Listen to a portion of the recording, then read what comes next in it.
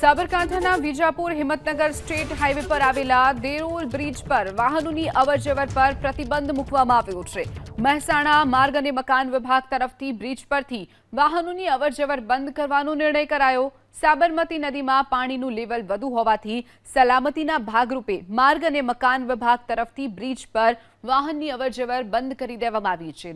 તો નદીનું જળસ્તર સામાન્ય થયા બાદ પુનઃ બ્રિજ વાહન વ્યવહાર માટે ખુલ્લો મૂકવામાં આવશે।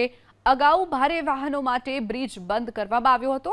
હવે નદીનું જળસ્તર વધતા દેરોલ બ્રિજ પર આવન જાવન પર રોક લગાવી દેવામાં આવી છે। તો વિજાપુર હિંમતનગર હાઈવે ઉપર જે બ્રિજ આવેલો છે દેરોલ બ્રિજ તે હાલ પૂરતો બંધ કરવામાં આવ્યો છે। નદીમાં પાણીનું પ્રમાણ વધતા આ નિર્ણય કરવામાં આવ્યો છે।